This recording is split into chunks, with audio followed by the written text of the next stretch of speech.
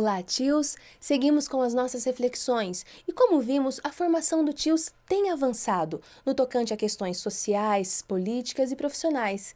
E nesse vídeo, novamente com as professoras Cristina Lacerda e Lara Santos, eu convido vocês a resgatar a trajetória formativa e pensar como tem sido construída sua formação profissional. A troca entre pares profissionais, inclusive com pares falantes na língua, no caso a língua de sinais, favorece o desenvolvimento linguístico e também cultural do profissional que atua na tradução e interpretação no campo da surdez. Cristina, em que medida a troca com surdos fluentes na Libras pode potencializar a atuação do TIOS?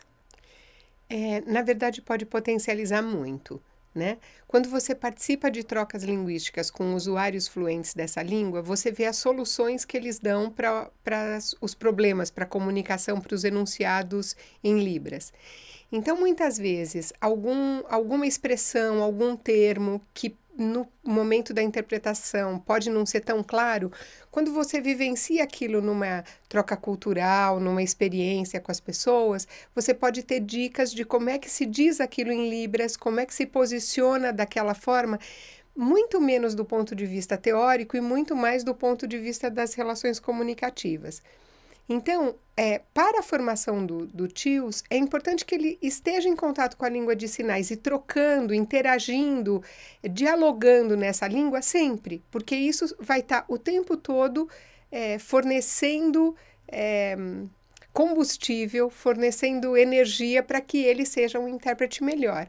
Então, essas interações com diferentes surdos, de diferentes faixas etárias, que frequentam diferentes lugares, de comunidades de surdos, de localidades diferentes, tudo isso vai ajudar ele a produzir uma interpretação melhor. Lara, que aspectos podem ser considerados positivos ao TIOS no que diz respeito às trocas estabelecidas com pares e profissionais mais experientes? Bom, a gente, enquanto intérprete, vem de uma experiência em que atuávamos muito solitários, né? Então, hoje, com uma formação já mais sólida, com cursos mais surgindo mais, né, em vários estados do país, essa profissão deixou de ser tão solitária e a gente vê em muitos momentos o intérprete atuando em dupla.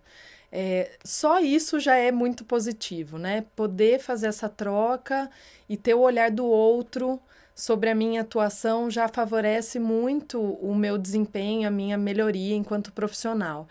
Então, eu acho que quando essa possibilidade não existe, né, desse trabalho em dupla, uma opção viável é buscar o contato com outros intérpretes, com outros profissionais mais experientes, para entender um pouco, aprender junto com esse outro, né? Então, a gente costuma falar muito dessa mediação, de aprender com quem sabe um pouquinho mais, é importante, né? Então, a gente sempre orienta nossos alunos e descreve isso nos nossos textos, a importância de estar em contato com outros profissionais. Muitas vezes, uma estratégia que o outro faz pode me ajudar num momento posterior.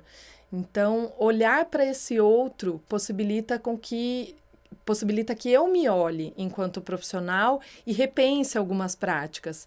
Então, é muito importante essa troca, né?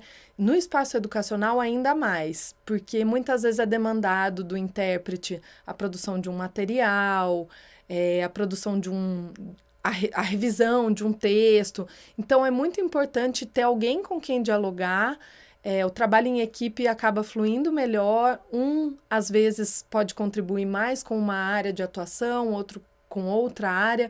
Então, essa partilha dos conhecimentos é de grande relevância e no espaço educacional ainda mais. A partir do conceito de interposição profissional de Nova, é possível compreender a troca, a partilha, por meio da interposição profissional, onde há o protagonismo de um na formação do outro. E esse é um processo que pode ocorrer na informalidade das relações, na formação comunitária, por exemplo, mas também no âmbito da formação sistematizada. Cristina, de que modo poderíamos diferenciar a interposição profissional no âmbito da formação sistematizada?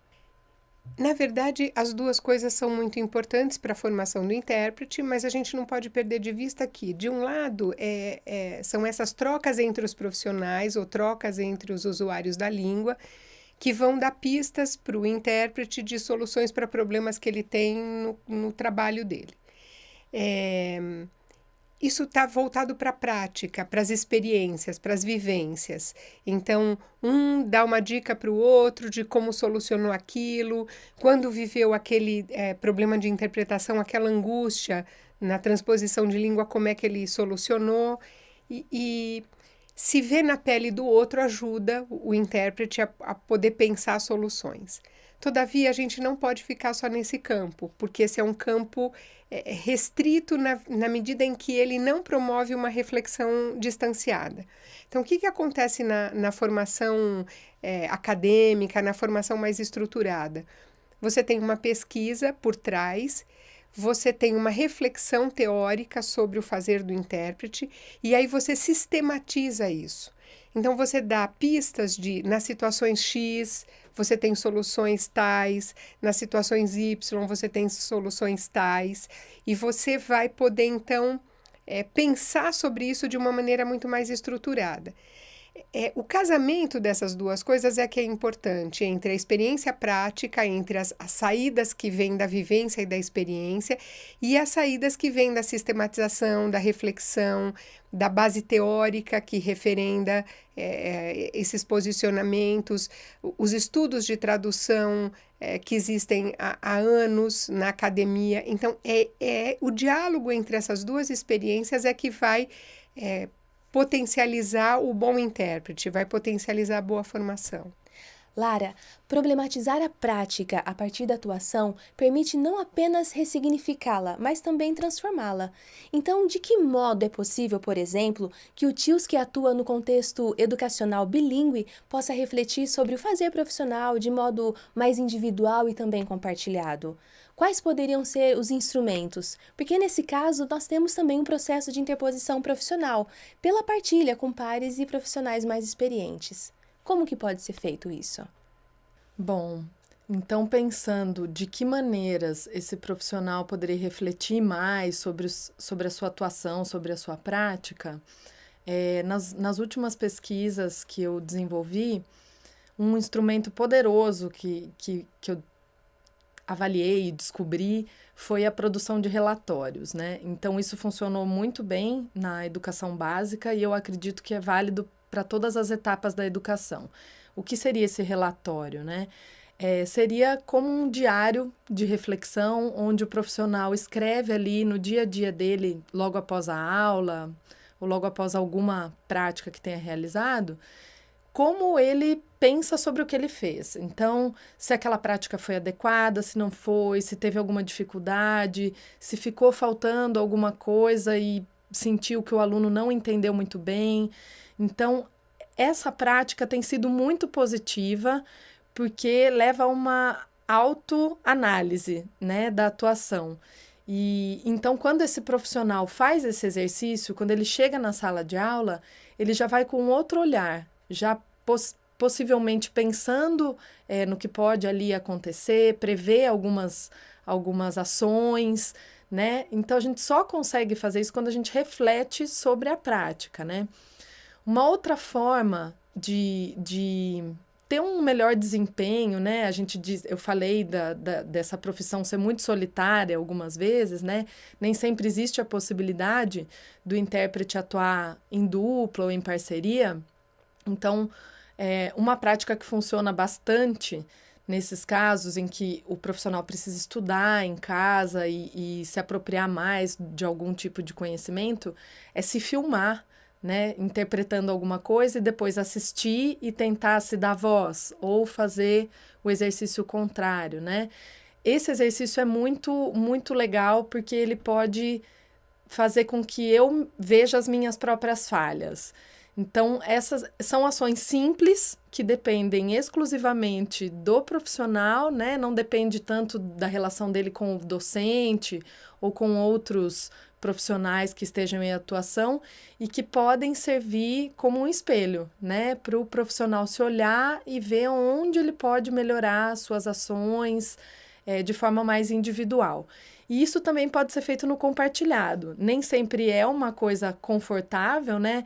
Compartilhar um relato, né? Um relatório, ou compartilhar um vídeo de mim mesma interpretando, não é tão confortável, mas isso também pode trazer reflexões conjuntas, né? Com o nosso colega de trabalho. Quando a gente trabalha em parceria, a gente não está para avaliar o outro, né? Mas para colaborar. Então, essas duas práticas podem ser bastante positivas para que um colabore enxergando aonde o outro pode melhorar. Então, eu vejo esses dois instrumentos como muito poderosos na formação do intérprete. Como refletimos, podemos nos desenvolver profissionalmente a partir de experiências distintas, que, se valorizadas, ressignificadas, ampliam o fazer profissional, impulsionando uma formação que se constrói de forma contínua, uma vez que também ela está sempre em processo. A formação do TIOS é extremamente relevante, até porque sua atuação, seu fazer profissional tem marcas de si. Um profissional que realiza uma atividade complexa, com atribuições e papéis específicos nos contextos plurais de atuação. Como o da educação, que vimos hoje. Paramos por aqui, mas vamos continuar nossas reflexões. Um abraço e até a próxima!